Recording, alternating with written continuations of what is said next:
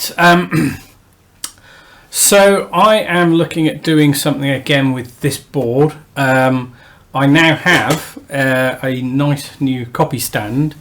Not sure if I can, maybe it might be quite awkward to see if I can detach the camera. So I was using a tripod for this before. This, I think, makes it quite a bit easier to film this way. Gives me more space to work. So the plan tonight, if it's not too eventful, I'm going to be doing this and wrapping up at about 10:30, because I think last night I went a bit too long. I think tonight I'm going to go for an early one. I'm going to attempt to get this working. I've got a just over here serial dongle, so we'll have to see if it's all going to fire up and if it's actually going to work as I expected. Now I suppose the first thing I'm going to need to do is check to make sure there aren't any broken tracks and so on. So let me just switch so I've got a closer view of that, and let's just bring that a bit closer. Okay, so the first thing we need to be doing, really, it's not so much broken tracks as shorts, and we did have I had a reasonable look yesterday. So I'm relatively confident that I have here something that is going to, it's not going to blow up and short on me anyway. And that ground is connected all the way through. Okay, so let's just get the multimeter and I'll put it into continuity mode. So hitting the whole button. Oh, that's why. Horrible cheap probes, unfortunately. There was some nicer probes, but I managed to accidentally slice off one of the cables. I think at some point I need to order some nicer probes. So there's your ground, which should be going all the way up here, and okay, over to here. Now, let me just see, am I... Oh, yes, okay. Now, I'm not seeing any live chat. I don't know if that's because there's... Nobody said anything yet. Okay, right, so... We have... Well, okay. Oh. Straight away... that looks like that should be connected, and it doesn't appear to be. Now that could be just residue, so maybe I'll just give it a... Oh no, that's that one there. That is this one here. And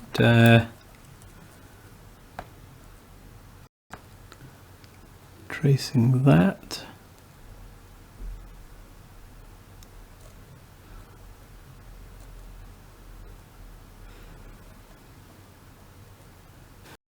So that is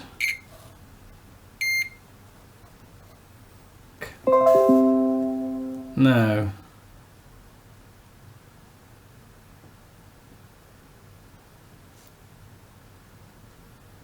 Okay, I'm back again. Okay.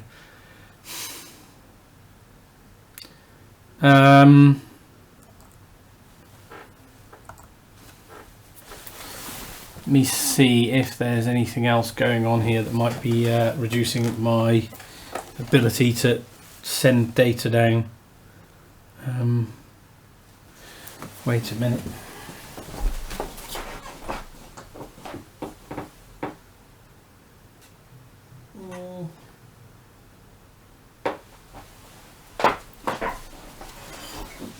That. Let me see.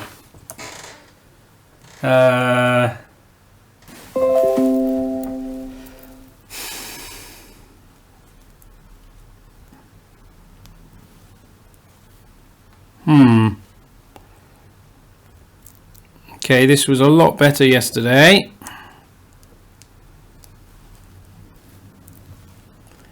Let's just push that on. Oh.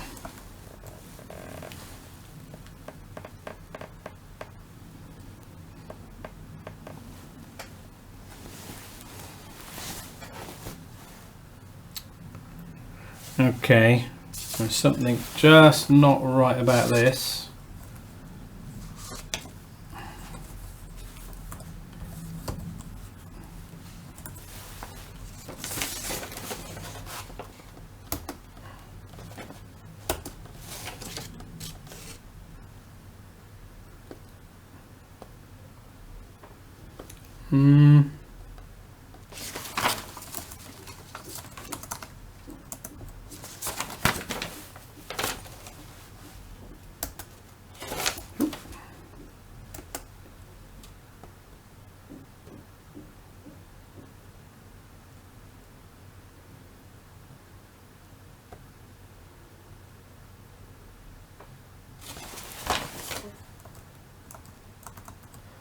Okay, I think I'm back again. Can't actually see anything wrong with the uplink. Maybe I have just done more than my internet service provider's happy with here. I don't know. I have done quite a lot of streaming the last couple of days, right? Let's see if I stay live. Okay, I'm live again. Right.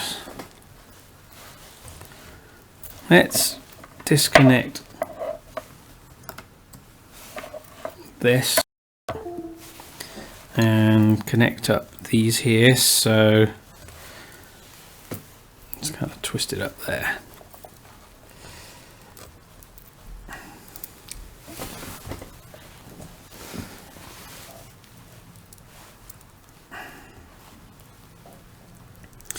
I'm keeping a vague eye on my machine that's monitoring this, and as in the stream, and it's going kind of okay, but it's yeah,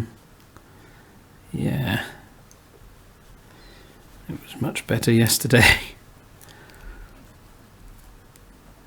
Right, it should be as simple as that, because this should be all mapped directly.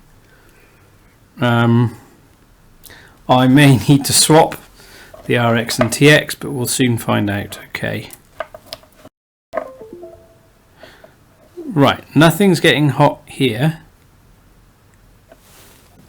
Nothing's getting hot here. But there is no light on the ESP. So let's go and measure some voltages. So first is, we should have, if I remember rightly, this is going to be the voltage out, so we should have about, okay, that's not a good sign. That's really not a good sign. Let's disconnect that and figure out what's going on there then.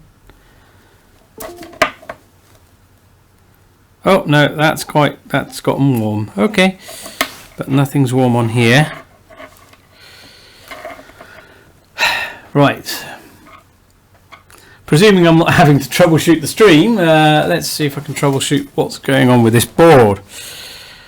My first instinct is to just double check that this has gone in the right way round. I think it did. I think these are the right pins the right way round. So I'm going to go back to the data sheet for that. So if I do is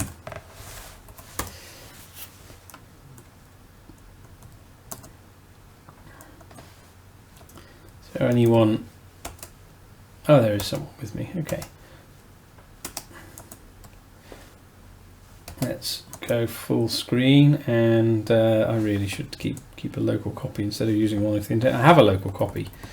It just seems to be quicker to search the internet than to go and find out my file system. Okay, so there's the TO220.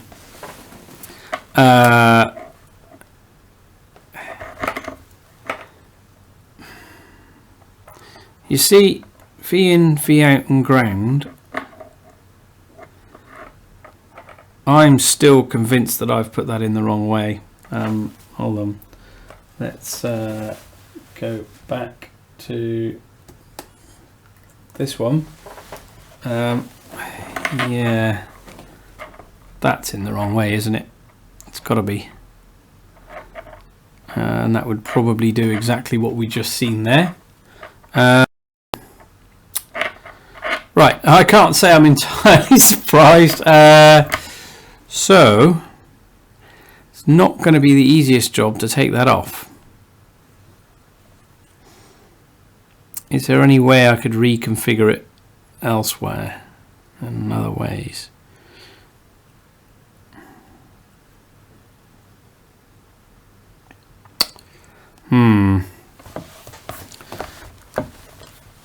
Alright, I think it's time to go and get some of the gear out. So, get the Duratool jobby out. This was always a possibility. I knew this was always a possibility. Let's just check before I go ahead and start desoldering. Just make sure that there's nothing else it could be. But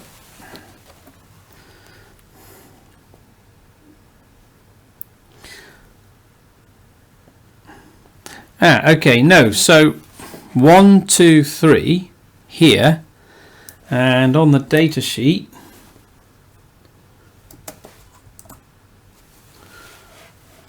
One, two, three coming in from the left is ground, V out, V in. So coming back here, that is ground, V out, V in. That is connected to ground. That is connected to V out. So I suppose actually we're checking for shorts. Or something of that nature. Let's just make sure there's no shorts on these pins here. I mean, I can't see any, but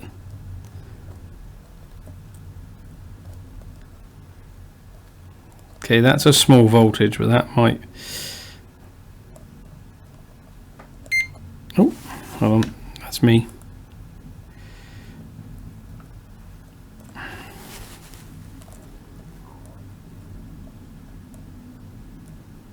So I'm expecting to get something, but not a beep. That's fine. And of course, it's also possible that in all of the fuss and the mess yesterday, I've actually done some damage to the esp8266 board.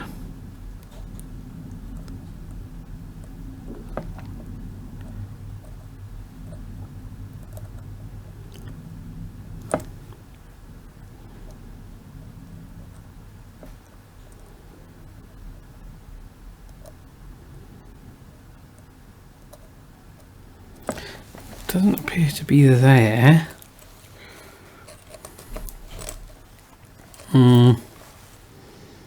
Right, that's V in and V out.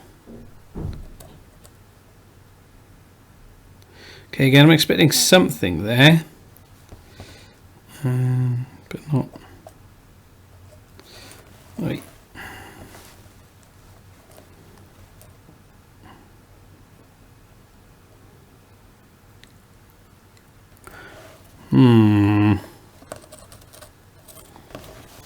Did I ground, clear to send, 5 volts is the grey one.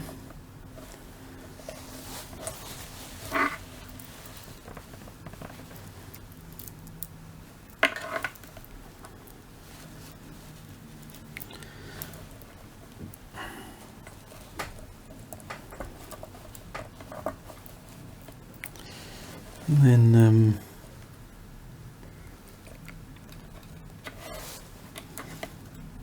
There's your TX and your RX again.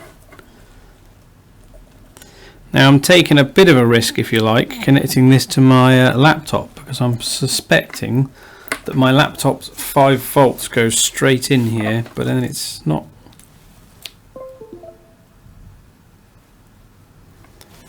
Again, okay, right. If I measure across this capacitor, I'm expecting 3 point. Well, I'm not expecting continuity there. Wait a minute.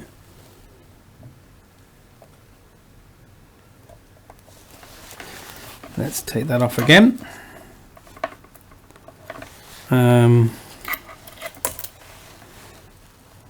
may have been just because I crossed.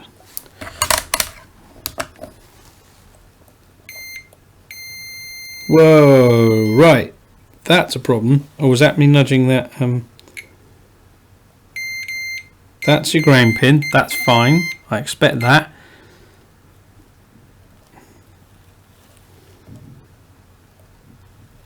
Okay.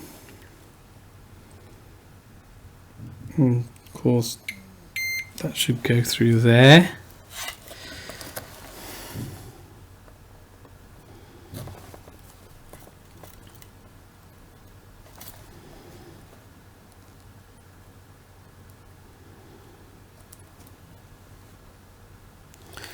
It's not right, is it?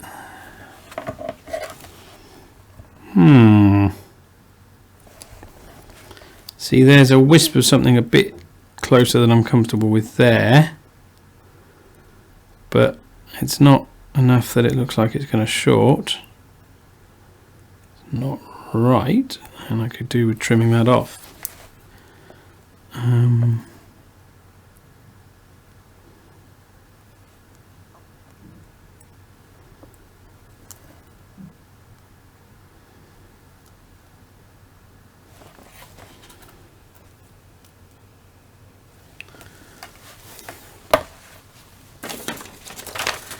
And I'm presuming that I've not managed to reverse bias, as in not managed to reverse the polarity on this thing.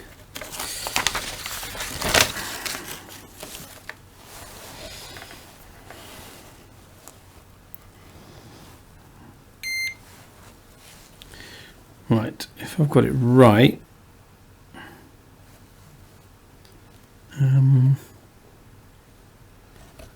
so this way up. Oh, wait a minute.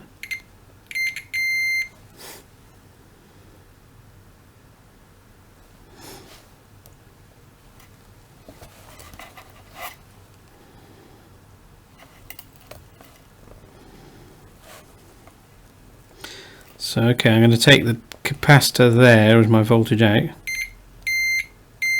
Yeah, I've done exactly that. So, wait a minute. How did I end up doing that? Just because I was looking at this part upside down again. Was that where I... This is correct. That's on the right pin. So GPIO 2 here should be going to... Okay, that's on GPIO 0, that's fine.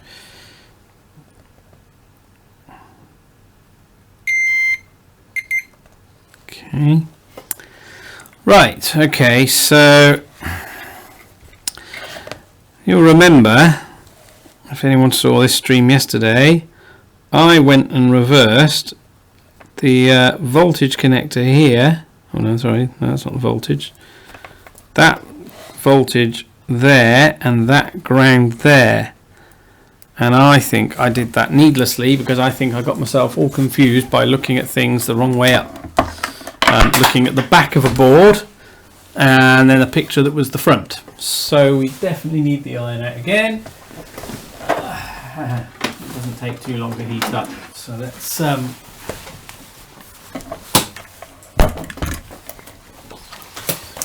go sort this out.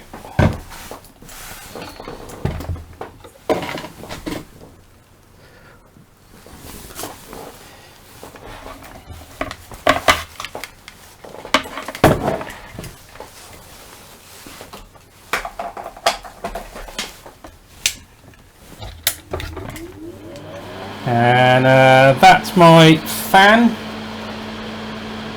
There.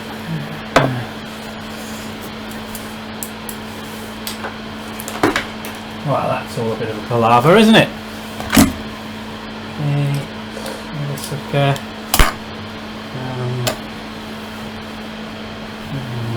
toolbox.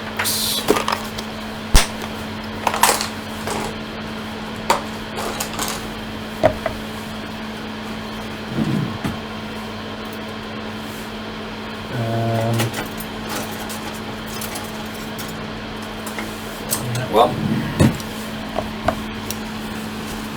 okay.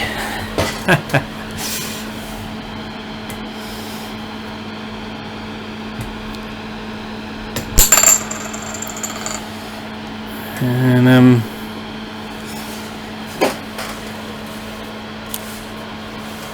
so I think my stream is still coming through okay. Just let me know if well, actually let me know how clearly I'm coming through. The monitor screen now looks okay, so much better than it did earlier.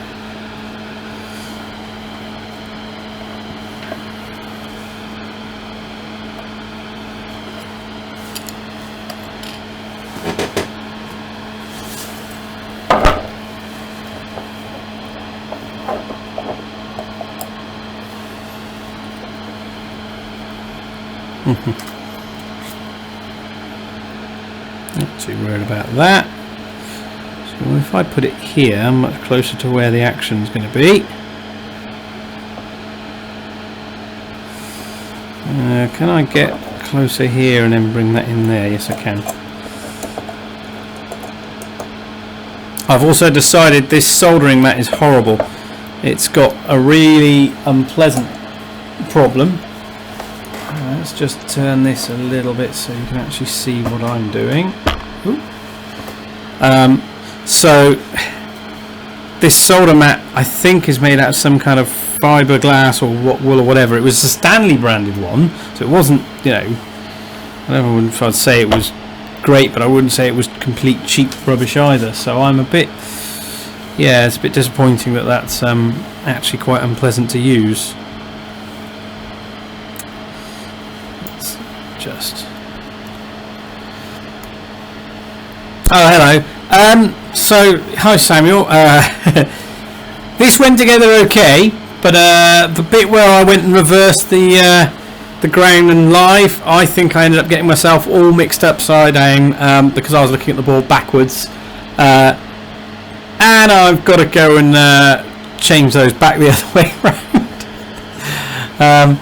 Feeling a bit silly there really, and I discovered that when I just tried to connect it and nothing happened, and I measured maybe about 0.7 volts across and went, oh, something's getting a bit hot, so there's obviously a short somewhere. Right, not this one, because that one is TX. Wait a minute. So ground is here, voltage is here, and hold on, my copy table is a bit unstable. See, the worst thing is, I thought I'd got it right some point last night, then later decided, hold on, things are a bit wrong, and I realised I was just looking at the board backwards. And this may be a slight, well, I should have known it, but of course KiCad doesn't, KiCad gives you reverse views.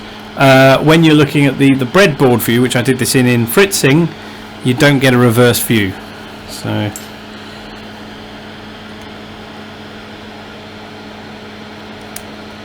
here we are. Okay. Oh wow, I've trimmed that to within an inch of its life, haven't I?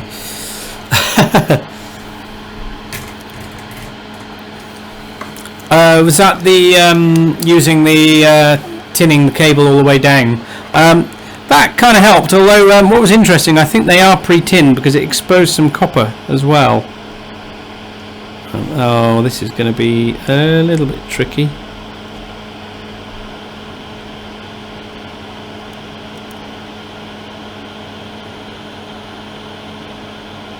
What I don't like about that. Hang on a minute.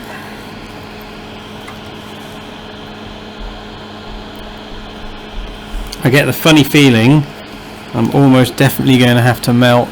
Oh yeah, not doing the loops made it actually easier. I thought the loops were helping, but taking the loops away made it actually easier to work with. So there we go. It seemed like an obvious thing to loop it to me, but not doing it made it far easier. Okay, that is very tightly. I mean, I suspect I'm going to have to melt casing to do this, aren't I? Oh well, it's not the end of the world. Just frustrated. Well, I suppose the problem with pre-tinned is I guess it's maybe they're not using the same kind of solder as in different kind of solder from the solder I'm using. I don't know if that would lead to problems having multiple. That's not actually making good contact, is it?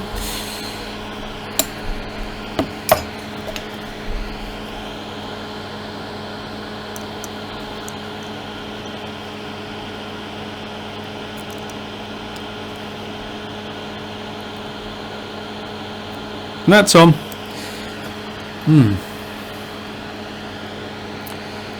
I guess with the pre-tinned, oh wow, look, that's just shy of actually reaching anymore. I'm going to actually take it off and get a fresh one, because I think that's easier than trying to stretch across stuff and potentially causing a problem. It's not like I've got a lack of this wire wrap wire. When I went and bought this roll, I guess I pretty much just looked at the size on basically on Amazon and grabbed it. I didn't really look at whether it was pre-tinned. So I guess maybe next time I might have a think about it. Oh, cutters, right.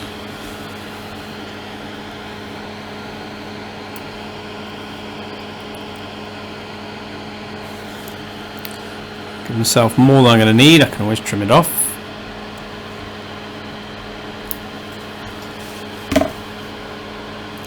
Go on, I'm going to have a go again at doing it with these. Oh look, that worked.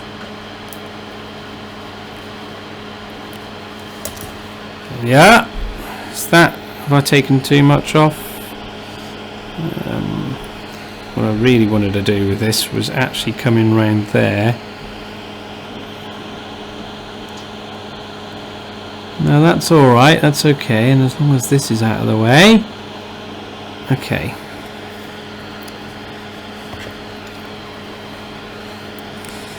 So we can always tin this a bit more then. I suppose if I tin it, there's just a bit more solder on it really, as the other thing. I mean, you know. Do what I was doing last night, which I was just kind of, I think that's a mess.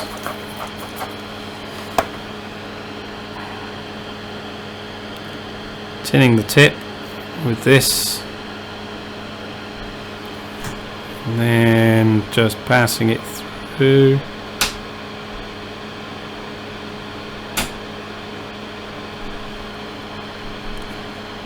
I suppose it's then the same solder throughout, right? Ah, computer ribbon cables. Aren't they don't they tend to be don't those tend to be multi-core?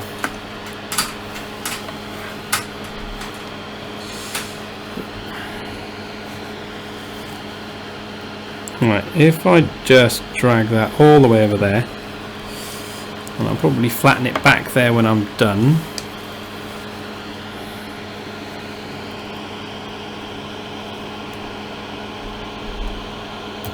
Oh.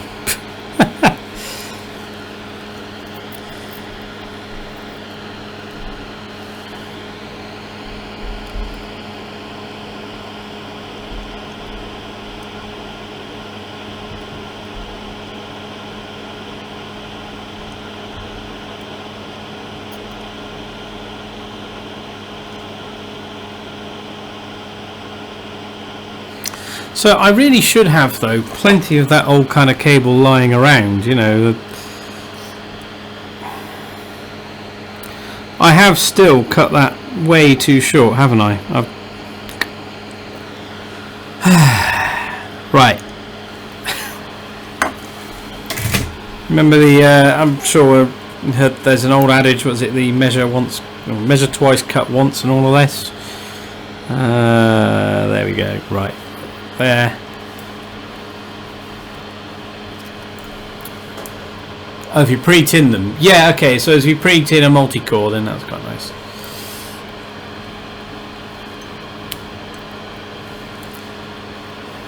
Is this still longer? I'm going to go do what I did last night and use my teeth because I was having far better luck doing it that way.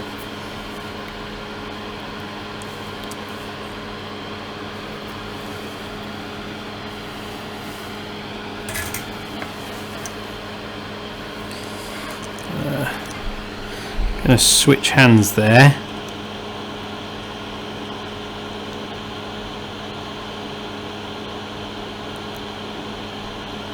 There we go. There's a bit of slack there, but maybe that's better to have slack there in the insulated part than having slack on the other part. Okay, so my thinking is, where's that blue tack?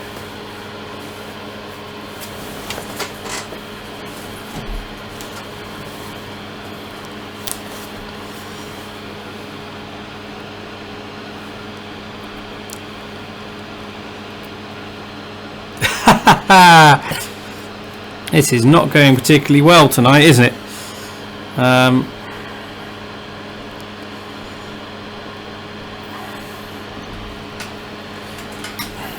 It's one of those nights.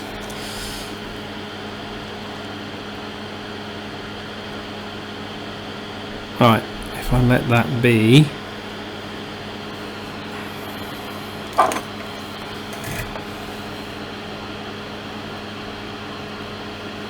This off and up on this side. Tin the wires without bothering to strip them. Ah, yes.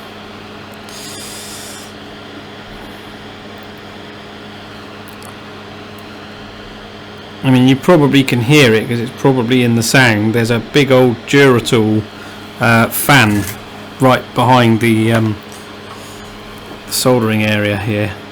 And I'm using that to take away any fumes, but I'm still not sure I want to do the burning away insulation.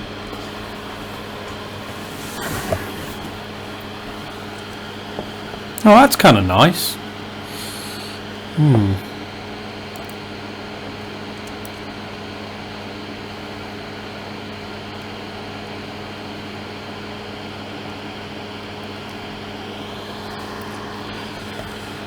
Kind of thinking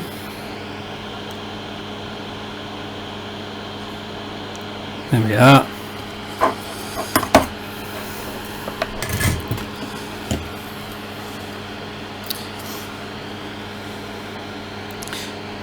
The other thing there's none of in this is heat shrink.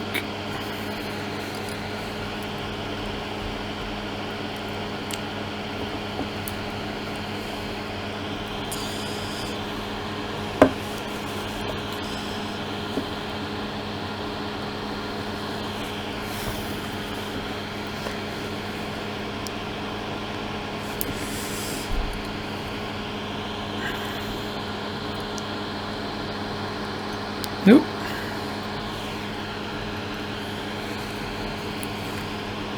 Right. Just gone quiet for a second while I was trimming these off. Still not really happy with that one actually.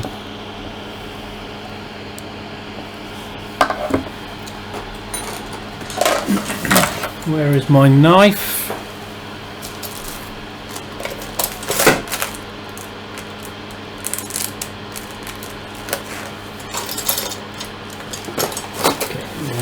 just one of these because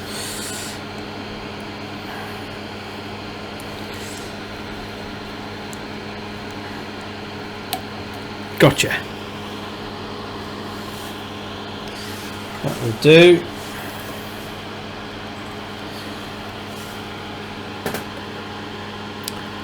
That is exactly, it's the back, it is that black model. So Samuel was just asking if this is the black fan model with the filter, so it's the Duratool thing. Although this one doesn't come with any of the hose attachments, so and doesn't look like you can buy the hose brackets separately. So at some point I have a plan to maybe try and throw together something in I don't know, maybe 3D CAD and 3D printer. I've got a 3D printer over there. Maybe I can get it so I can just stick some, I don't know, some old hose coming out the back, send that off somewhere, and even maybe some hose at the front so I can take the sound away a bit. But it's taking the flux fumes away, which is really what I wanted it for. Right.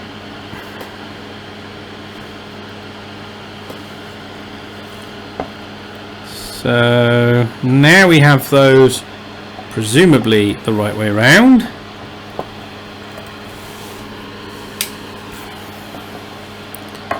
Move some parts, soldering things out of the way.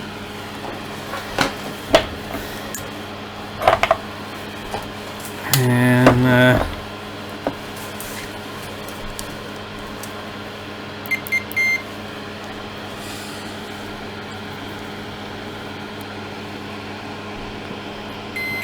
that's the ground.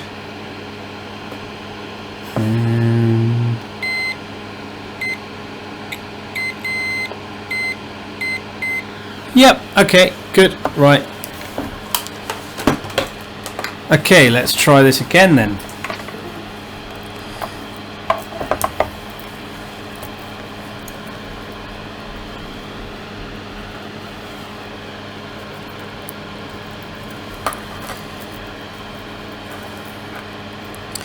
So, I suppose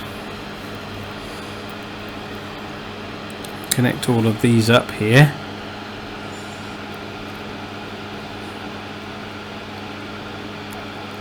Ooh. Oh, that's rather nice. Okay, so if someone's done a fume extractor that way, I'm quite yeah, I might have a look at that. That would be worth doing. So this could be perhaps better for getting rid of all the solder fumes and so on. Right, let's see if we get a different response now. Oh, look, we have a light on the ESP. I'm sure I should be seeing blue lights, but that's a really good sign. Okay, so I think if I can work out where I've put my controllers. Okay, right. It's perhaps time to switch to. See if I can get a putty session up.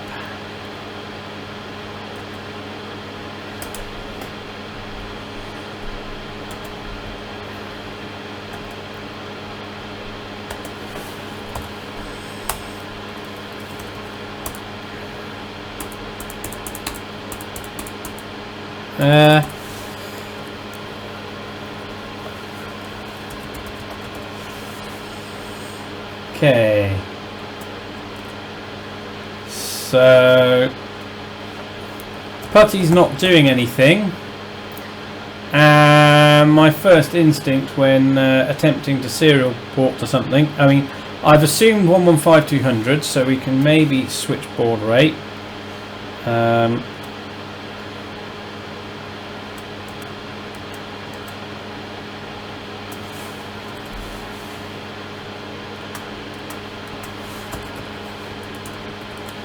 Nothing, not even an echo, and it definitely should be giving us an echo. So my next instinct is to swap. Oh, is this hot? No heat off of that, which is good. Okay, going to swap the transmit and receive, of course. That's the obvious point of failure normally with these. Oh, right. Let me just switch. So we are seeing. Oh, can I? Haha! There we go. So if I switch to get putty next to. Hold on. That's a bit disconcerting here.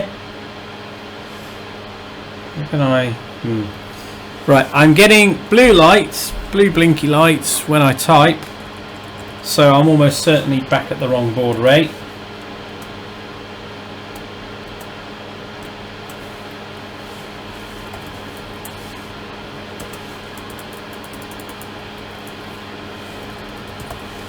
Let's try and maybe we can give it a power cycle. I get anything out.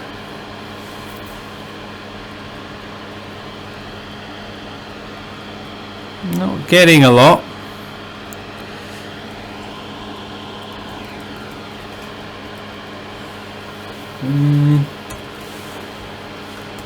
Now this is already, it is already running code.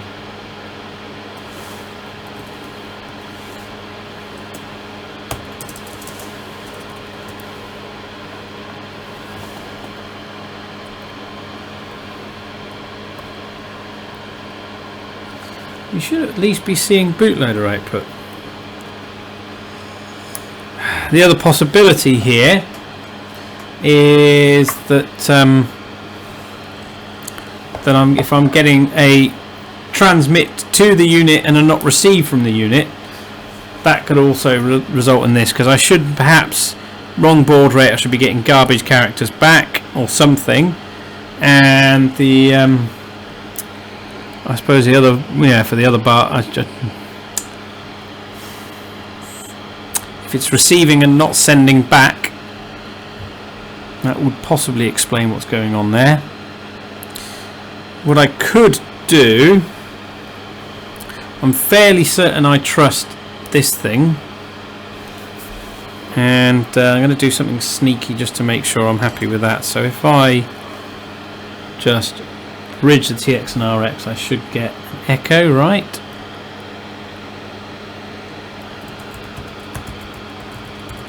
Well, why is that coming back as garbage? Is there something wrong with this unit? Surely not.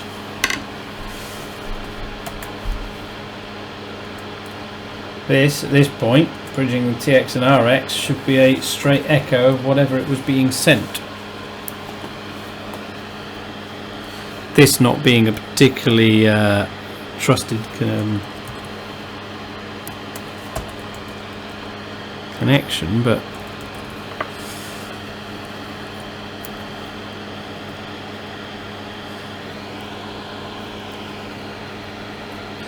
right, if I do that. Okay, I'm getting TTT, HHH. Okay, right. Alright, so I know now that at least the serial board is not dead.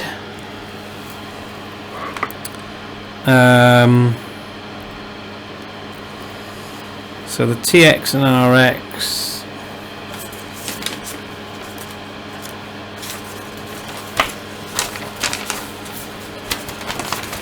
go back to the work for a second. Okay, so we'll go look at this again,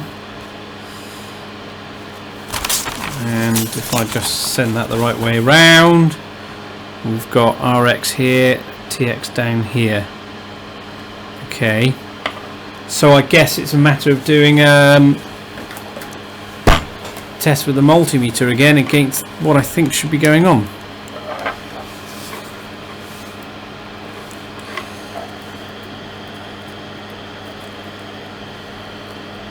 So there's TX and RX and voltage only, which means not going anywhere. Oh. And it's just, if I take TX on here, let's put that where you guys can see what's going on. So I'm going to get rid of this wire wrap wire before it unwraps everywhere.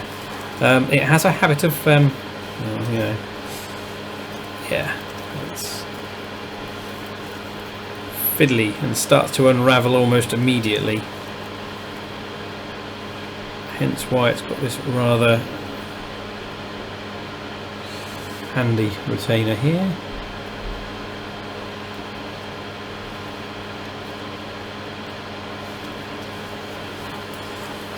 Away. Some of these random lengths.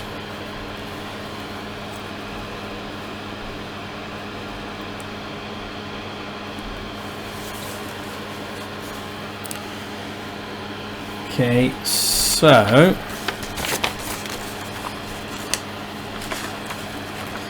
if I put that in view with that there, that RX should be going to this TX. Okay, well if that's going there, then the other one should go here.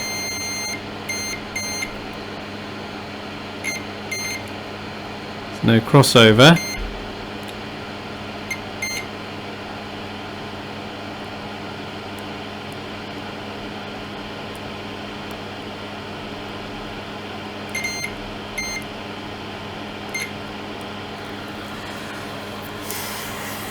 Now, okay, although I'm not doing any voltage level shifting here on this, I am just using this serial directly, which is probably it is, well no, it's definitely 5-volt logic with the esp8266. I used this same board to program it when it was up on the lights over there. So I'm kind of loath to believe that it's suddenly decided it doesn't want to play that way anymore. I mean, I'm not going to discount it as impossible, but it just, why would it? I mean, it's a different laptop, so maybe the 5 volts is closer to actually 5 volts, and maybe I am actually destroying the ESP, but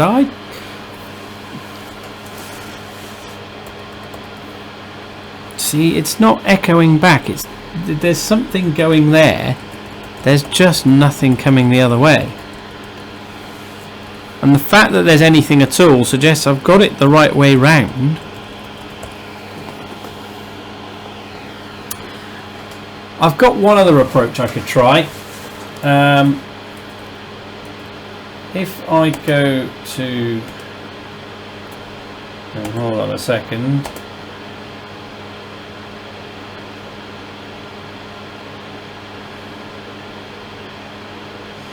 It may be possible, and I could be dead lucky and it's actually gone and connected itself.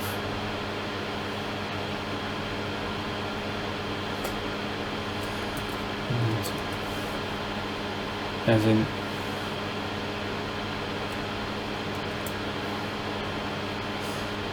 maybe it's gone and given itself an IP over Wi-Fi because it was all connected up before. No, nothing so lucky. Just had a look on the router for any wireless devices, and it's not there. So that would have been. I think there's also the horrible potential that I've gone and switched all my settings since it was last set up.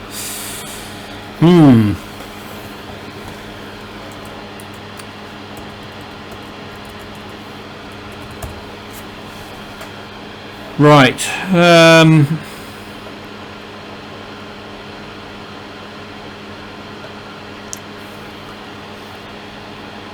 Did I, in my last efforts with this thing,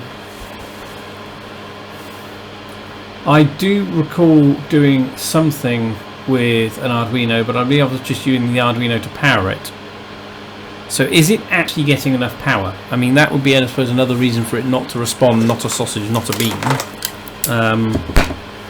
So let's just measure voltages, because we should be getting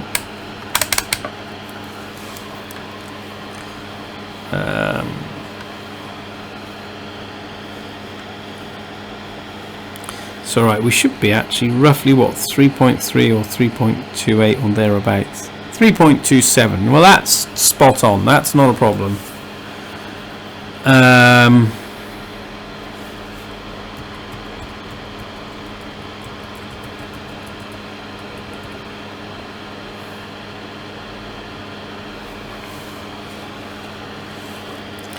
And this CHPD should be pretty much held low.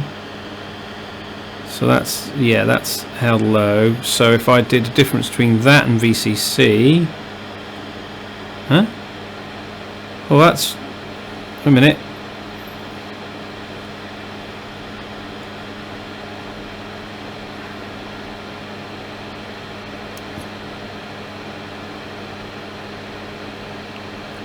Is that just me probing badly, or is that pin there?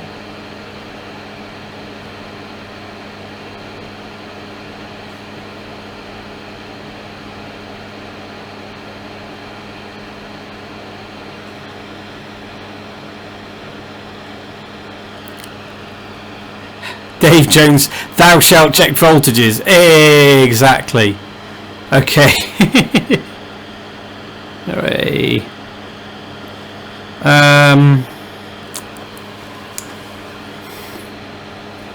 So we have power. We have the pin we think should be held.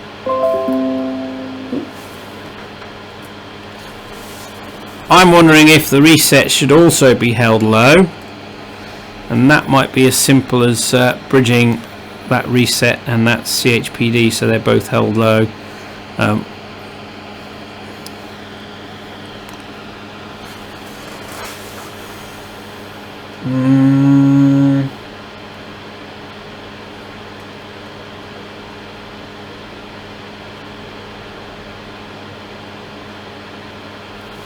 Well, actually, look, again, we can measure the voltages, but I suppose if it's floating, I'm not going to get anything that useful from it. We are happily connected there. Here, though, yeah, we've got an open circuit, so that is just floating. Right, I reckon having reset floating doesn't look good. Oh, right. I've never tried that before.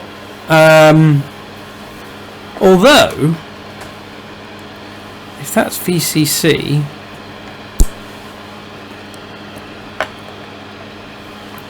well, okay, let's switch back to putty and see what happens if I use this doohickey here and cross those two pins and no other. So they're both held low. So I'm not. Okay.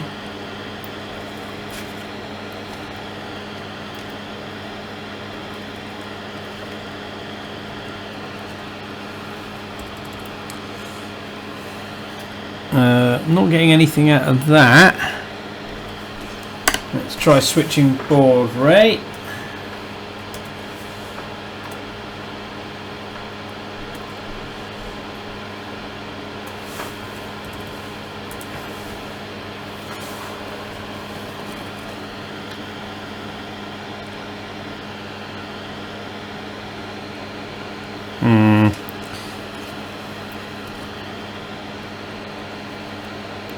It's actually a surer.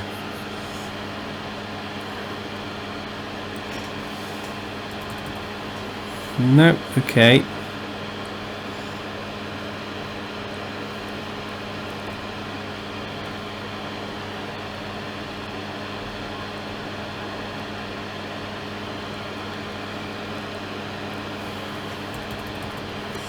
I wonder if I actually bring that up.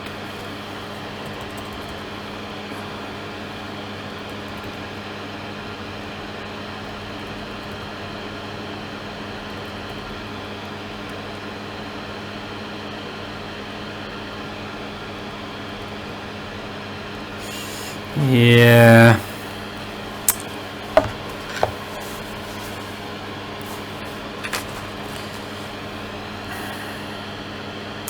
Okay. Let's go tie this one down. This is going to be nice and easy to actually solder tying it down right. So I can just got to heat up the iron again because I turned it off just back there.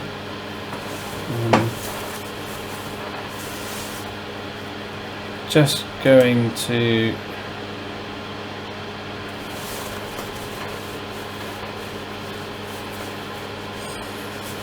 okay, right.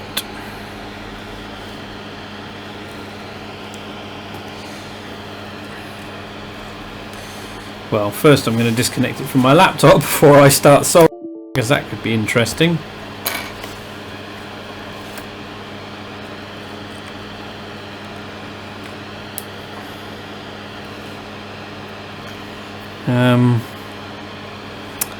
So, you know, what I might do is just place... I've lost this. There we are. Solder this one in here. Leave the actual end of this floating so I can go and hold it in various places and try various things.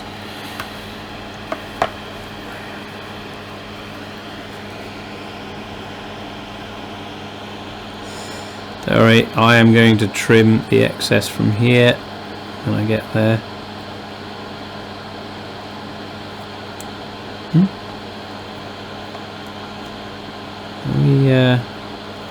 What's going on?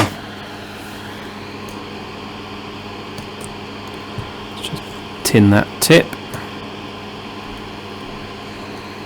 I think I'm actually not hot enough. I've currently got, by the way, the iron I'm using is basically one of these slightly awful Maplin variable one. So I could do with getting a better iron than this, really.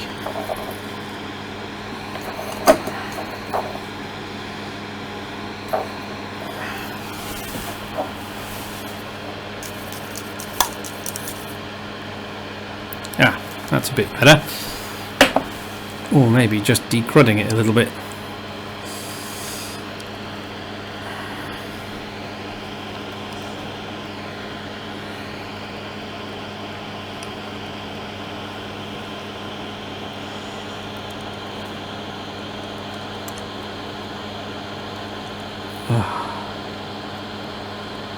No, I didn't want it to be that far out.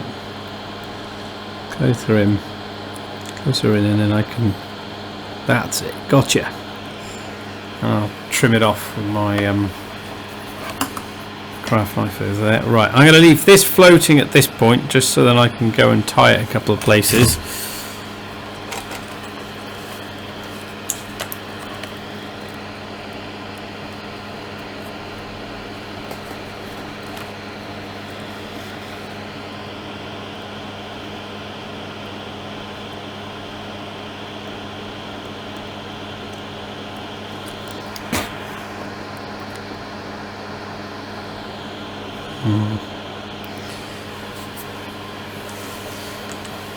Right, okay. To be fair, it can be ground just there, and I realise that means it's now sinking current because there's no resistor on it, but again, it just allows us to hold it low for a while. Why did I go and unplug this bit? Why did I do that? I unplugged it in total. Yeah, could have just unplugged the other end. Oh well.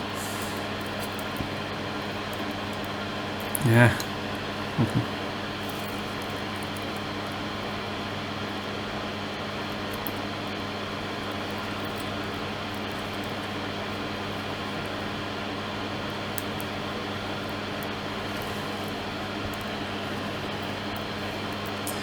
And it was this way round to get a response, which is good.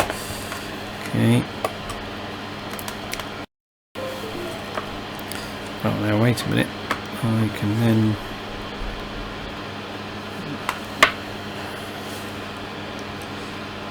take away the ground for a second.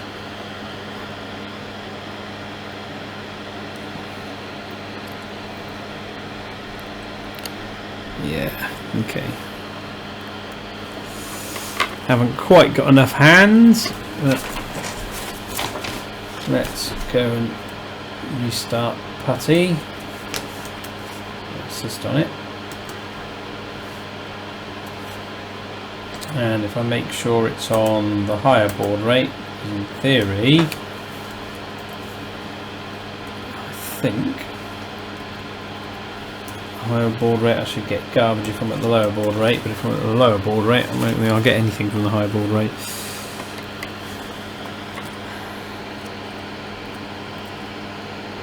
And we'll hold that in there, connect that in here.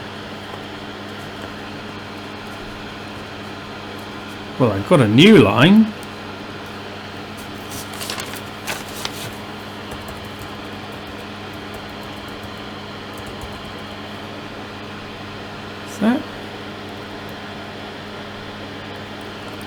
Okay, I'm beginning to like the sound of that. Okay, it's not ideal, it's not everything, but a new line is better than not a sausage, not a peep.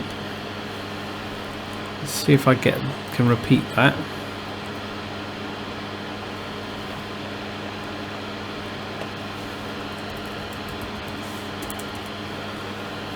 No.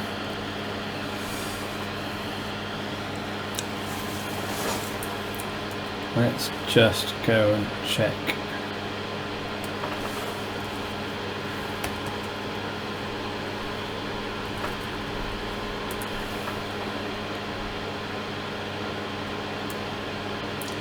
Do I have somewhere here my original wiring setup?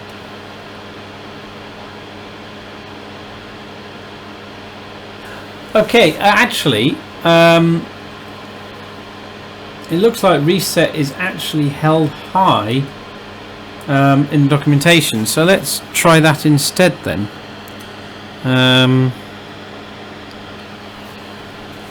Which one is it?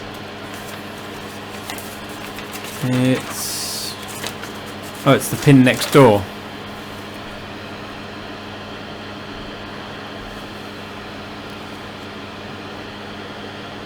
So let's try going over here.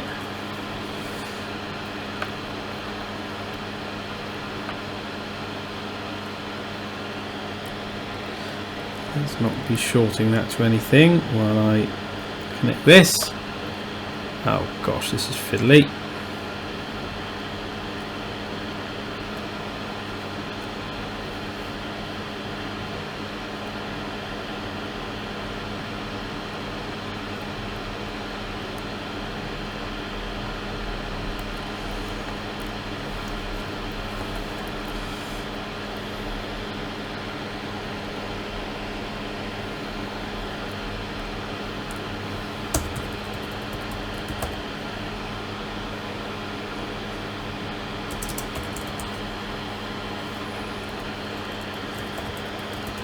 Still nothing.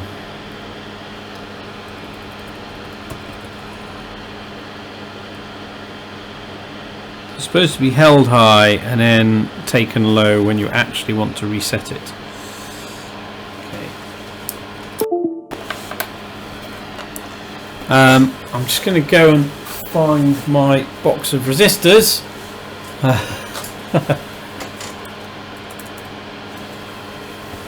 I should have kept that handy, really, shouldn't I?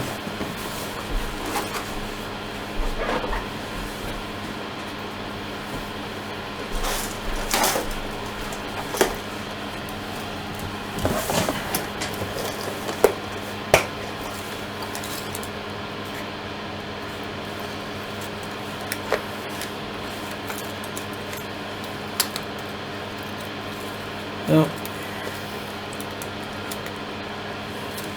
Go. We'll do for a pull-up. So, going to drop in a what should be a 3.3k resistor, I think. Go on, I'm going to confirm that I have what I think I have. Yeah, okay.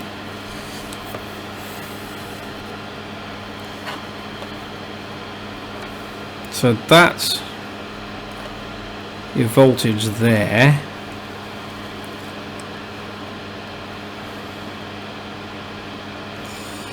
And I'm wondering if what I could do... Sorry, right, let's put this where you can see it. So, voltage out from the regulator is that middle pin. I'll pop this resistor in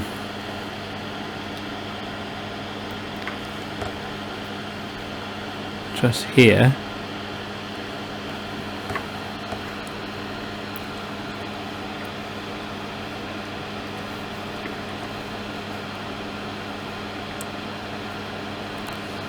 And then the other side, I should have dropped them together. Okay.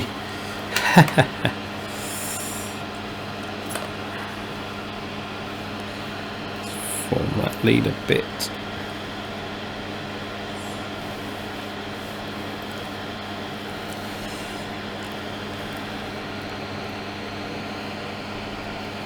There's nothing going on that rail at all. Rail, I say, on that grid line. And then take that. Perhaps even drop that in over there. That sounds like a plan.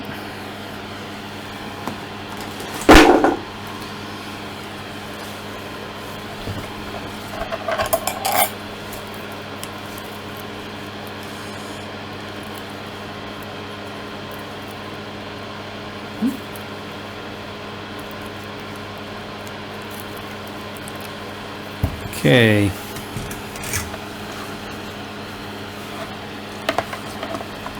Let's take that out of the way.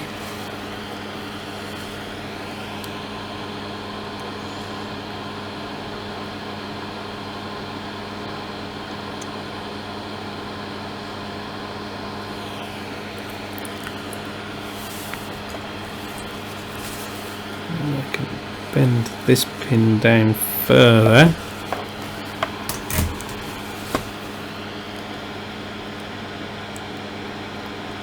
Yeah.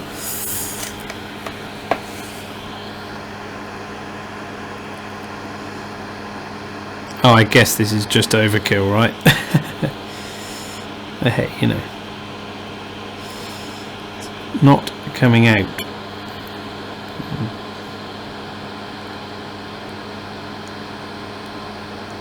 Don't like the look of that joint.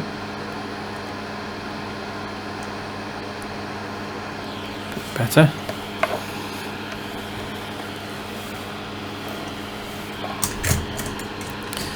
Gonna do what I did on one of these other connections and actually push it through here. I'm gonna solder it this side and not the other, so it's kind of through hole but not quite.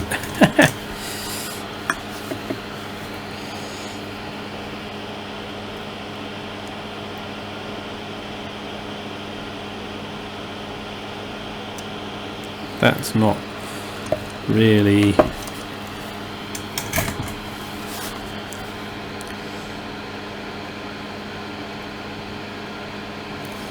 well, I guess if I come from here to here,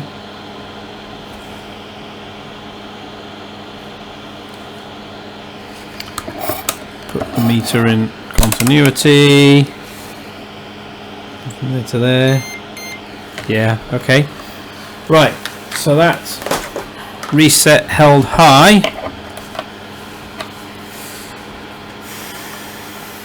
So I need to, well, I mean, I could trim that off, but it doesn't really matter, so I'll do that when I get to clean up.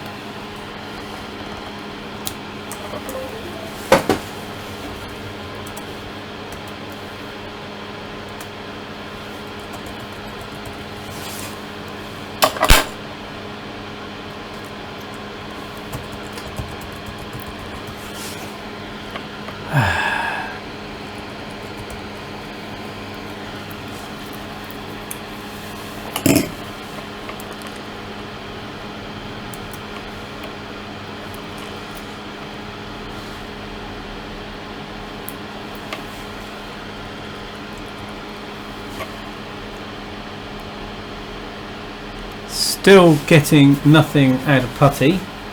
So let's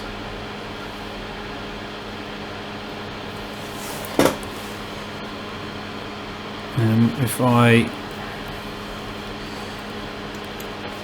mean it's definitely sending stuff because I'm definitely getting that blinking blue light there. And I don't know if the camera can pick that up, so perhaps I'll put that a bit closer. Come on, focus.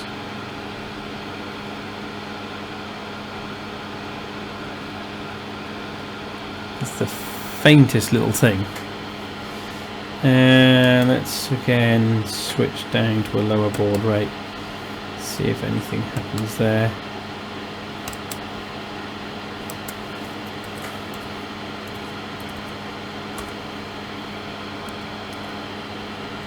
Well, okay, the blinking is a bit more obvious at the lower baud rate, isn't it? Let's just try switching that off, and then let's drop it to put it back on.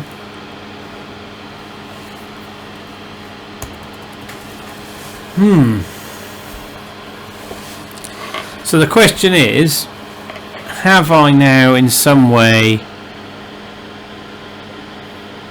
killed this esp8266 such that even if data's getting to it, it's not responding? I mean, we should now be finding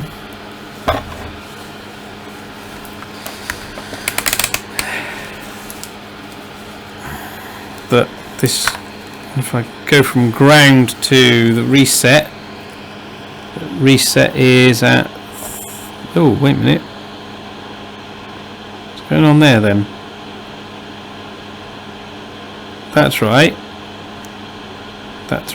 and that should be 0, and that should be actually 0. So if I go to here, I get that, yeah.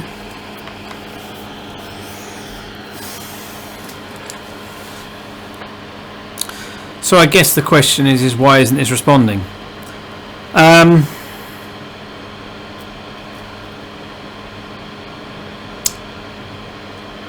Especially given, now this was sat above a door for probably about a year after the original video that I made when I put it together on that breadboard, and I have since desoldered and resoldered this, which may have been quite an ordeal. I mean, I don't believe I've bridged any connections on the ESP itself or any of the other bits, so I don't think there's anything visual inspection wise wrong with that.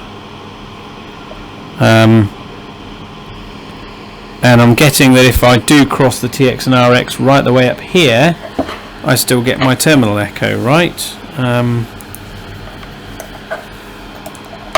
I'll find a tool wide enough to make sure that that's clearly the case. Do I have continuity through here? Because if I do, I could use this to, might help if I was in continuity. Because if I do, yes, okay, I could at least go across carefully TX and RX, because they're just could I test the ESP in another board? Frustratingly, the ESPs I've got on all the other boards are all the Node MCU kinds. So I've got lots of Node MCU type boards which have all got their own built-in serial. I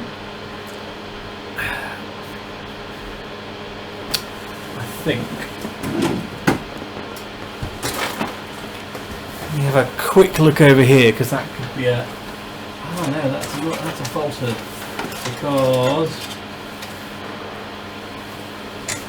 I have one of them.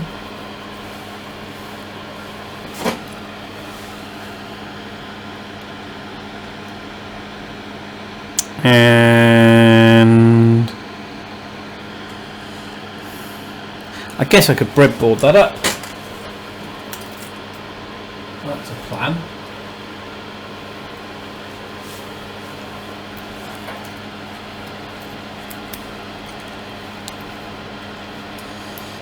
Now, this is slightly obvious, but I realise that I'd taken all the resistors and originals from, actually, well, no, I didn't take the original LED resistor because I actually decided I didn't think the value was right. Okay, well, let's just kind of drop this in. There isn't much space around this thing.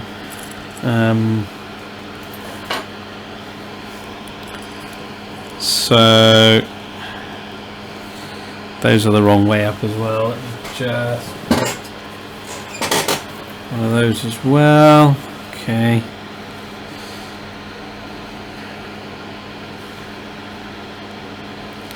So right, okay, if I take that as being ground there, well, it's going to be quite up close, isn't it? It doesn't leave you much. Oh, it doesn't leave you anything. Okay, you have to that goes right end to end, so I have to wire it round inside. Yeah, okay. I know this game, I've done this before.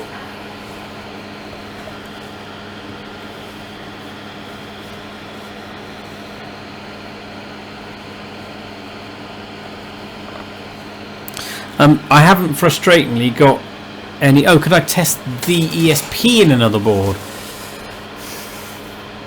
Now, I was testing another ESP against this serial board, testing the ESP in another board. Foolishly, so the bit towards the end, maybe last night you missed, is that there is a soldered connection. Perhaps I should have been a bit less hasty there, because desoldering and disconnecting that's going to be in many ways a complete pain in the backside. It's going to be a nightmare to get that off.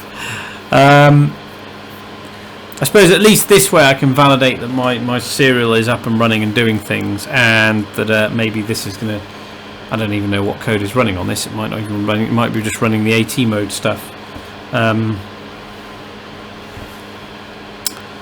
Right, what else did I want? So TX and RX. Oh, so let's put this where it can be seen. I know this isn't in really what you meant, but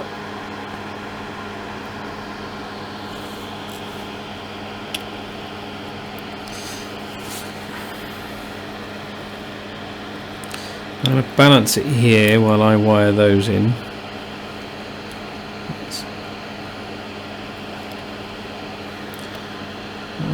Okay, I've just grabbed these in haste, so I'm not using the proper connections. I'm just I don't mind putting a kink in these.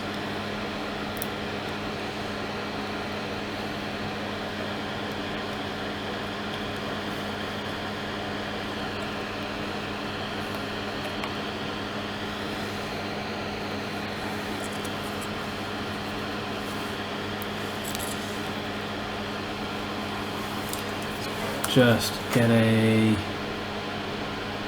hold on,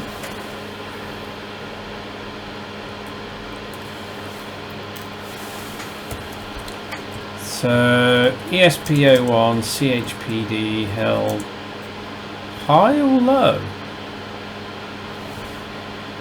Wait a second. I might still have this wrong here.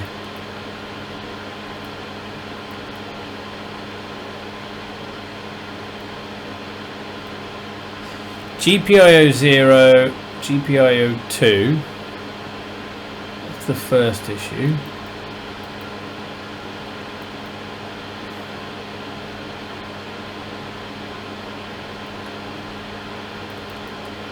Just make sure I've...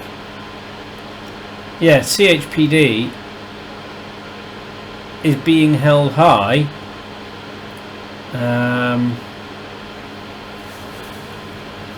Go on, someone remind me. chip select. Oh, that's right. Hold on. If that's the case, if that's actually a chip select pin that I've held low, it's not going to do a thing. Wait a minute. So how much have I integrated that resistor in? Quite a way. Quite a way indeed. But okay.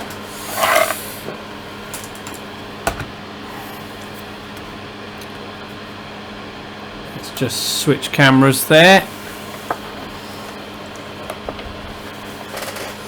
And before I start desoldering things, let's also unplug the beast, because that would be a very bad thing to do.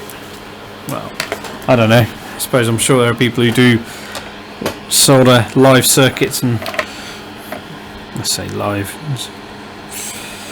short out my lovely laptop just while it's streaming, eh? That would be probably I wouldn't be the first person to have done something like that.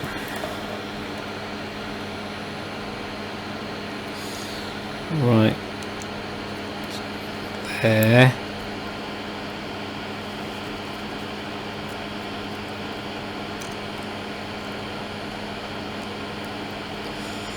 Okay, that's no longer ground. Still on a rail that I presumed to be ground when I did this, but let's just nudge that back in there. Oh gosh, hold on.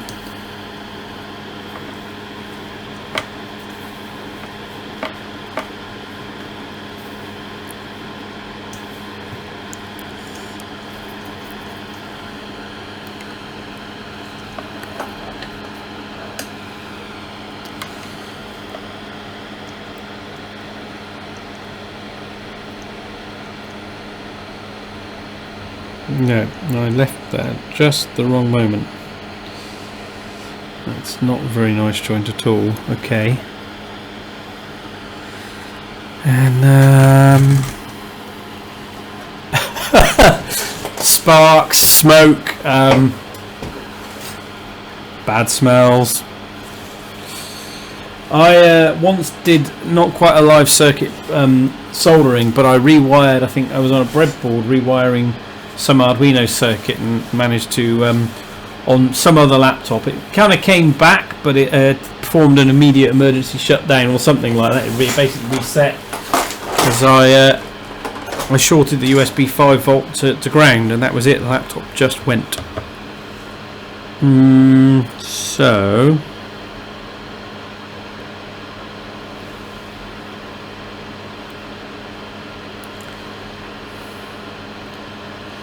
I wonder, one of these little tatty lengths of wire back here, or maybe this much stiffer bit of wire.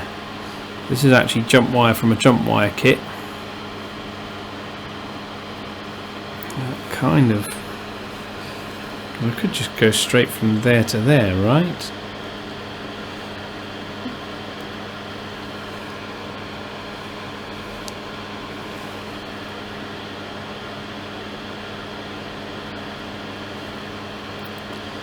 I'd drop that in there.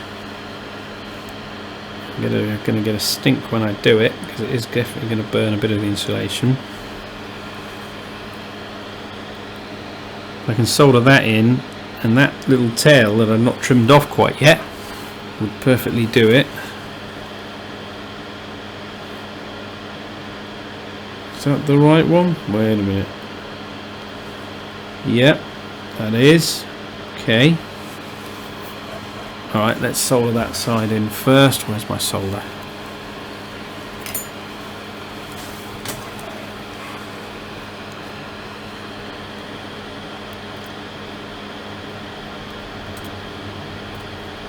Ew. That was a bit unpleasant. I can't even see what's going on there.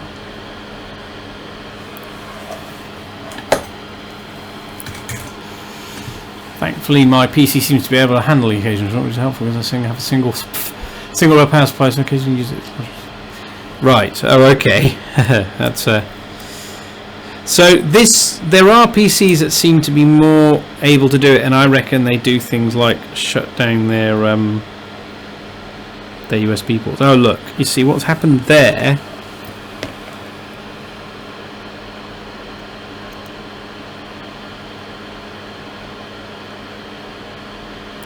So I reckon some of them have protection circuits around their USB ports, and I suspect then that's just all it's about, right? Stuff to sort of say, well, I'll stop supplying a particular USB. I suppose it'd be probably a whole root hub that goes on the machine, but I think the machine I did it was one of those Ultra books that only has maybe 1 or 2 USB ports. So I suspect it didn't have. It's been not built on a budget because it was not cheap, and it did recover. I had to just leave it for 5-10 minutes and it was fine. So it may have been also a thermal fuse thing. Right. Okay. I'm going to come back and trim that off later. I really don't want to start trimming that now. Just make sure there's no potential for shorts anywhere. No. Okay, we're happy. I'm happy. If this is it, if this is what it is, that's both great and I don't know if it's frustrating. It's just one of those things, isn't it?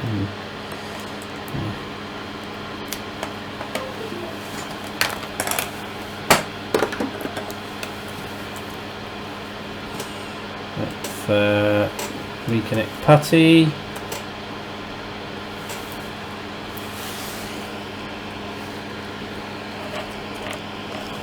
Now, oh,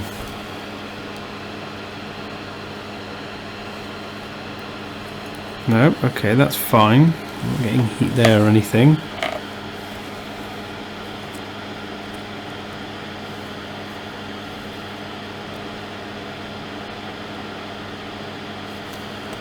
That is getting voltage, otherwise it's not going to be awake.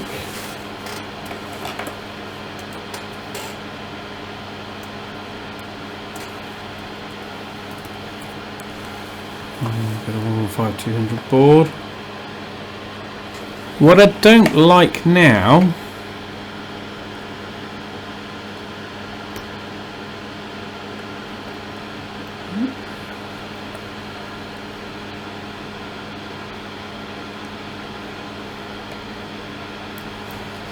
is I'm not seeing that lovely blue register for the TX and RX anymore.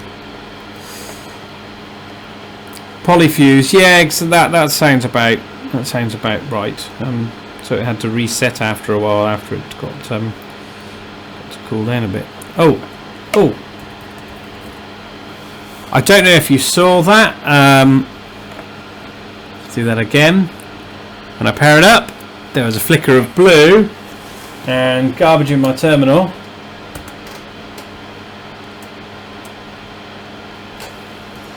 Maybe it is 9600.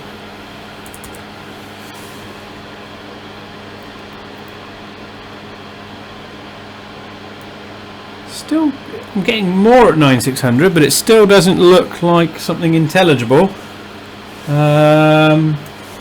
Oh, it's not going to be something. I mean,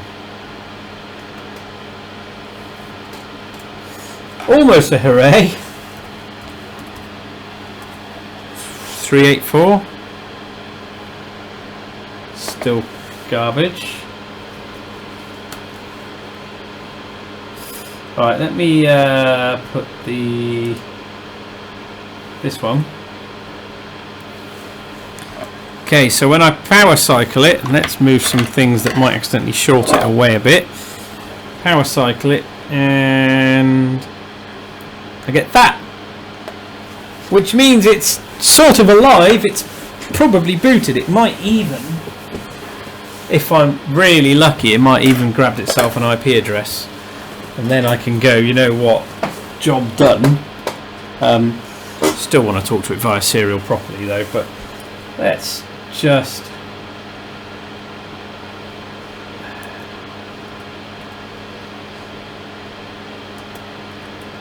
Let's just have a sneaker look and see if it's actually been given.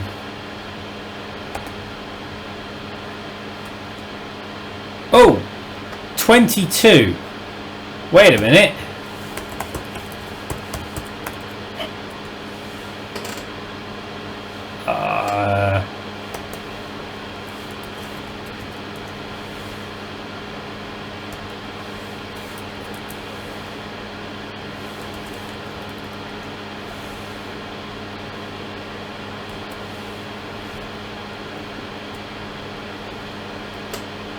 Right, I see that something has grabbed an IP on 22.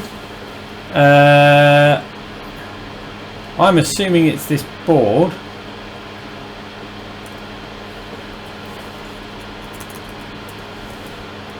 Let's go. Here we are. We'll try the usual ports.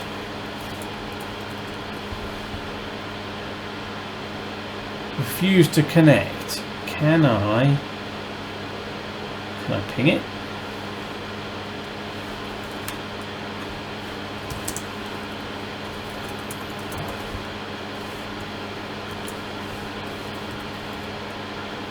Oh, right, okay, there's something there. Oh, that's...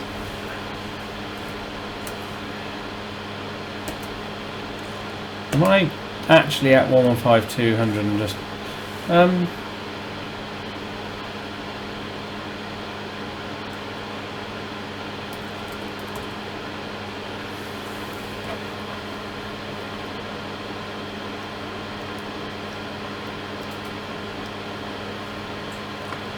It's definitely doing something, isn't it?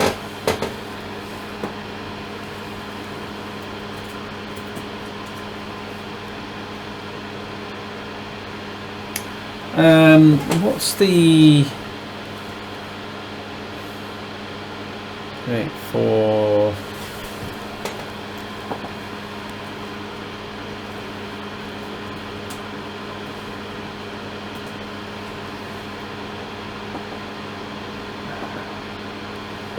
Oh, go on, I can't remember the right board rate.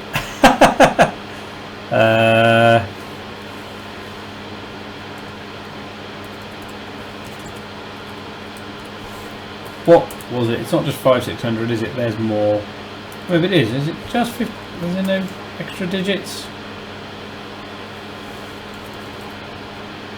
No, that's not going to do the trick, is it?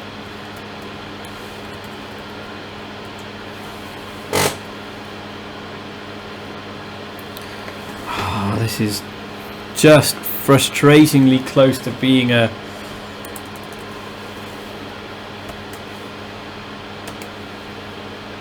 What am I missing?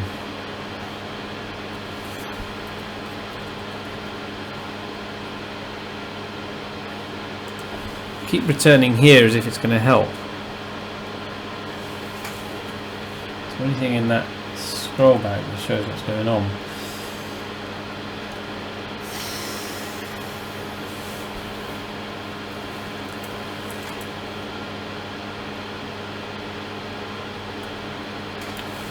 Okay.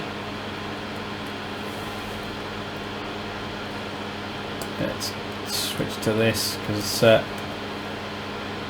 I can see we have a device that is in some way responding,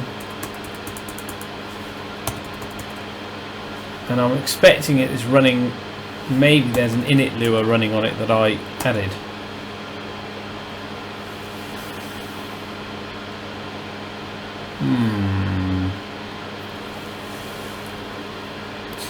If it's in the flashing state,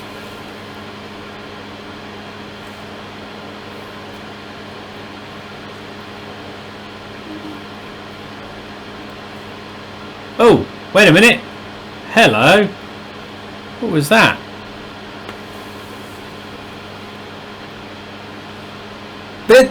Really? So there is a village called Board with a postcode 56150. Where did that go? You all saw it, I'm sure. That just gave me a fatal error. I'm not sure what it was.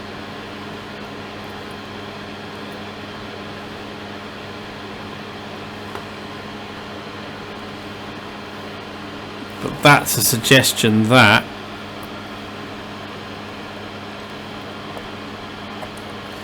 there.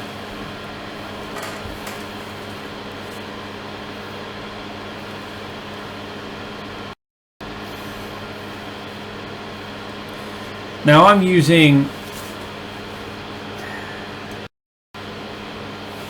the same controller here, sorry, the same regulator.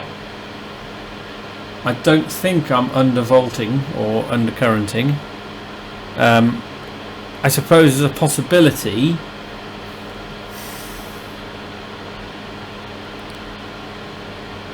well, we check the voltages. I suppose we haven't checked the voltages since we've gone and rearranged everything. So,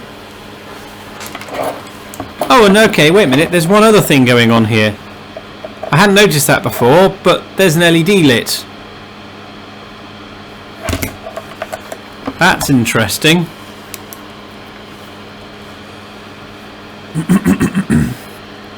Okay.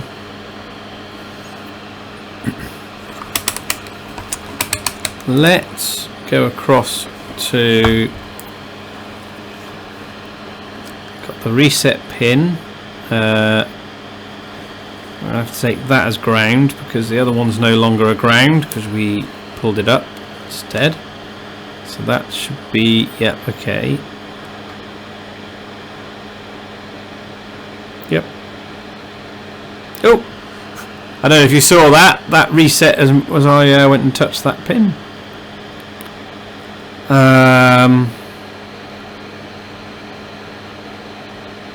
And now that's going to what it is saying here is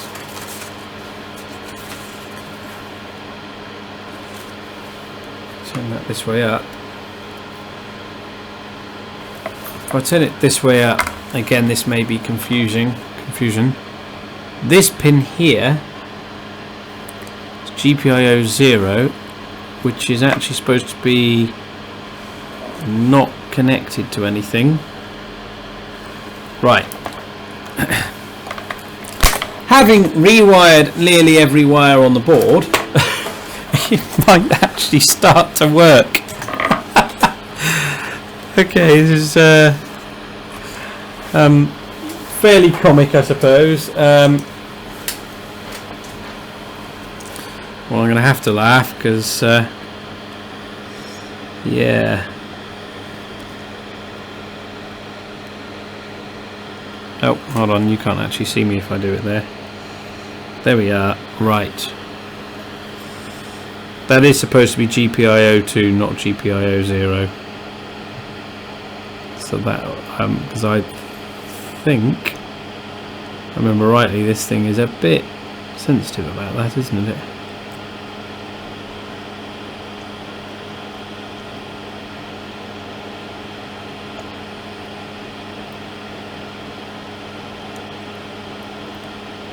Come on.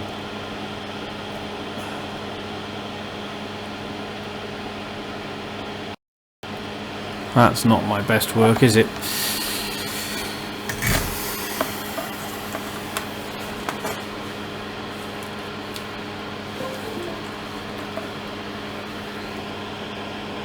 Right, that's on nice and bright.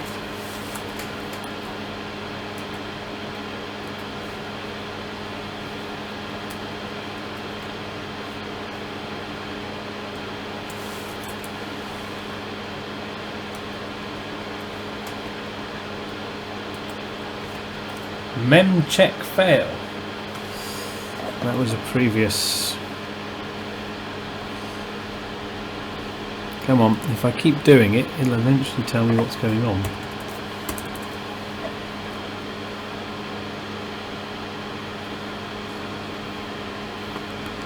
It's not staying dim, it's going nice and bright.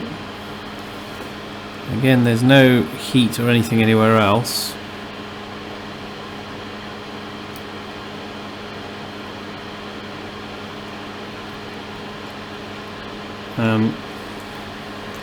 So what I'm doing here,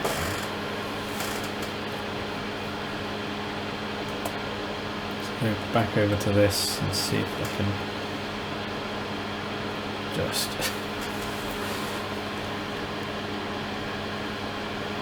it's not doing the same thing now.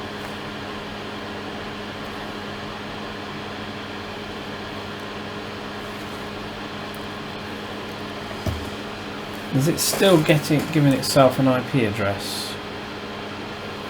Wheel the wires and try and find shorts. Well, that's another possibility.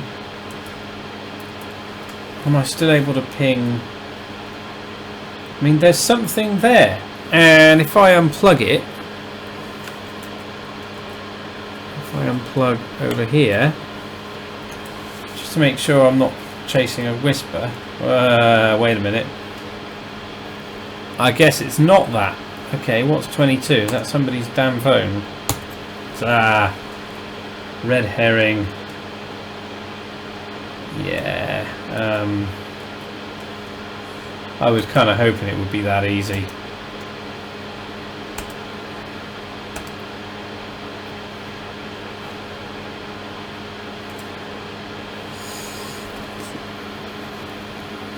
I mean, why would it manage to get itself an IP address when it's saying it's saying to boot? Wiggle the wires and check for shorts.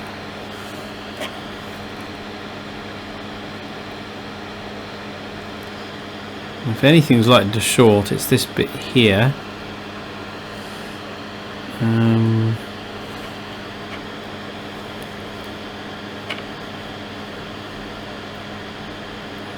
Those two separate.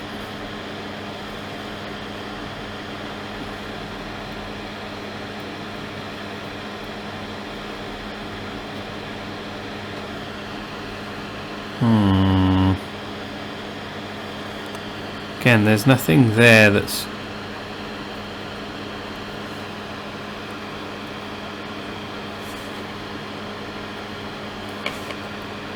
it doesn't appear to be warm either.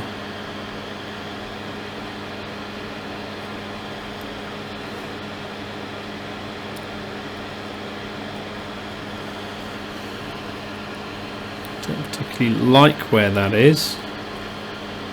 I don't believe it to be a problem.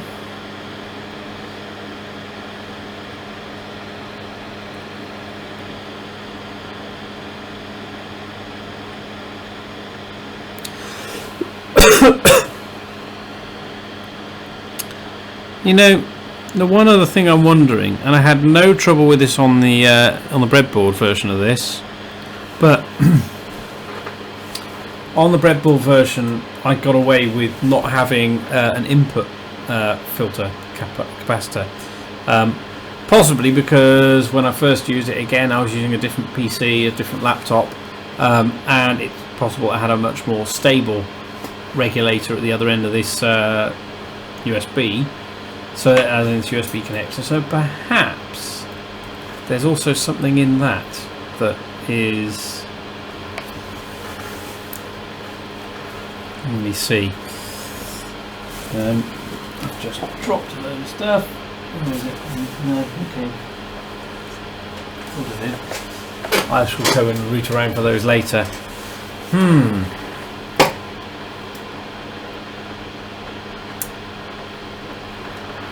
Okay, let's see if there's anything else obviously wrong here.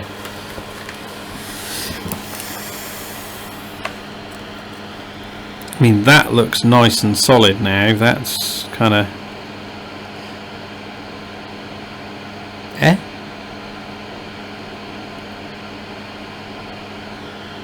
Why is that saying...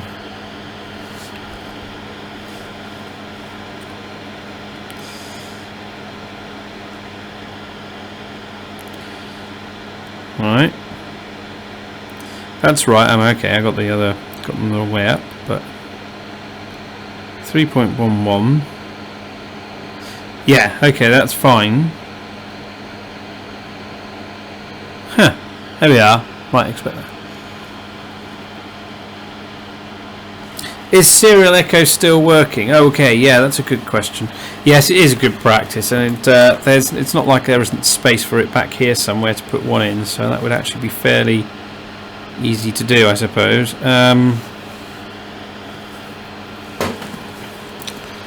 So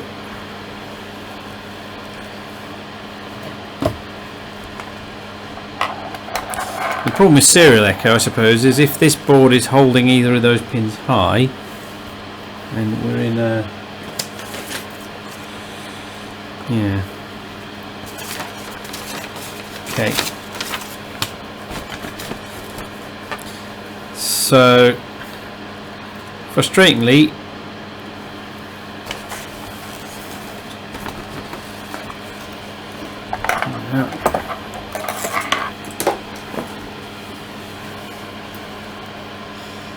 so TX and RX are these two, ground voltage are these two. So let's connect one lot and not the other, huh? Let's be very careful about not shorting everything and making it go fizz and pop.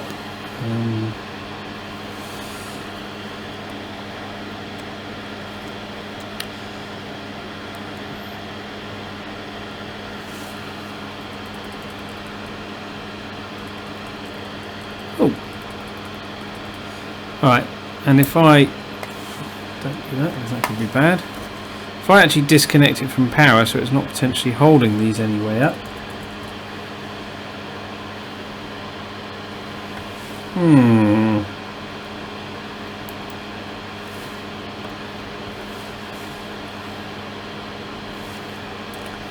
So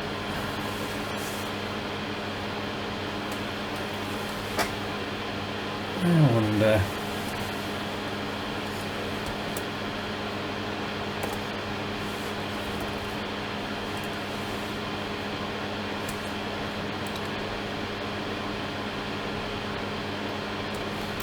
There. That's a bit easier to see what's going on. Because when I was going full screen there was just too much going on to be able to see what Putty was doing.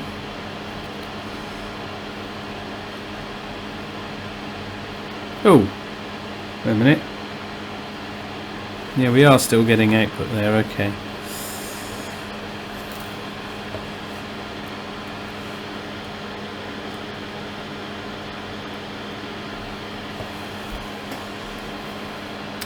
I wonder if there's value in just simply, for now, disconnecting this LED, just so it's not pulling anything there down.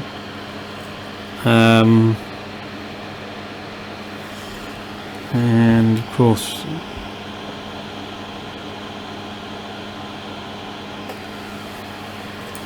did they do anything where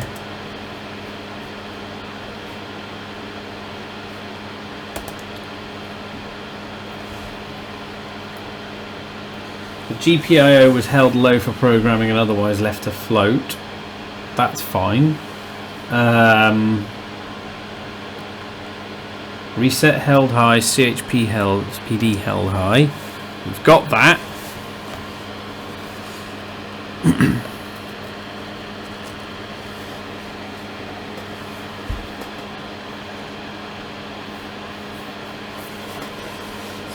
Make this a little bit bigger because it's too small. Now, I'm actually going to have to probably finish up in about 5 minutes, I'm afraid, because I've got to actually got day job in the morning, and I'm not going to be able to carry on all the way through the night as I did a little bit last night.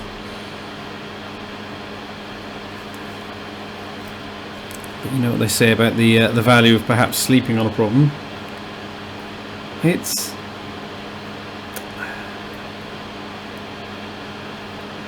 It's definitely alive in some way. It's obviously erroring out somewhere.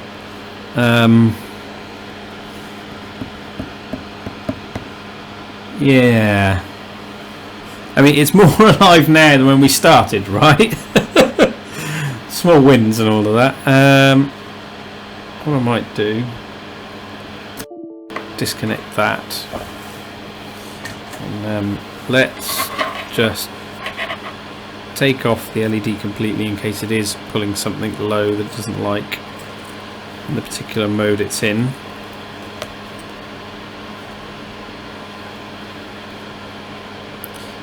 What do I do for a living? So day job is, and there's a certain level of irony. I work, well, I'm a programmer, and I work at the moment mostly with set-top boxes and doing automating tasks. So kind of I used to do writing the code that ran on the boxes, and then I kind of moved on to writing code that both builds, tests, delivers, continuous build, continuous delivery of that code. So actually at the moment we've had a relatively new box, and I've been spending quite a lot of my day for the last few days dealing with serial on a bootloader. It was more responsive than this, but this is also serial on a bootloader. But yes, I suppose it's finding ways to automatically load software onto many boxes and then maybe build libraries for testers to then build tests on. So I don't build the tests as such, but a framework that allows them to run their tests on there. Yeah, that's what I do for a living. Right, that's disconnected. I can give this one more try, getting this to actually live. Let's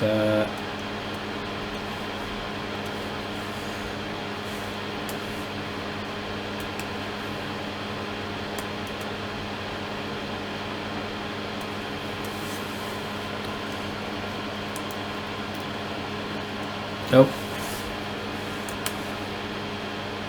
restart session. No, we're getting the same even with the LED disconnected. All we get is just no lights, which is disappointing.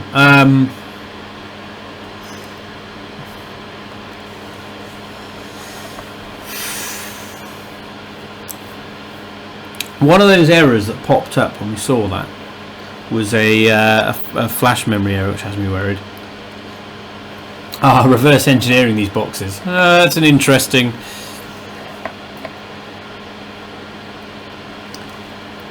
Yeah, I suppose it's. Yeah.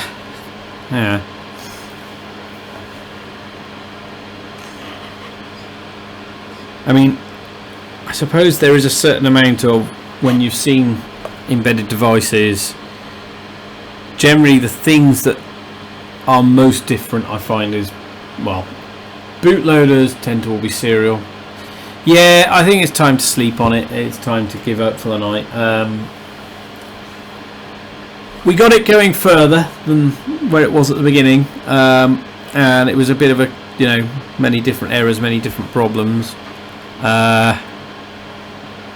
Just wondering what I've missed. I've missed something. There is something here that I've got to miss on here, and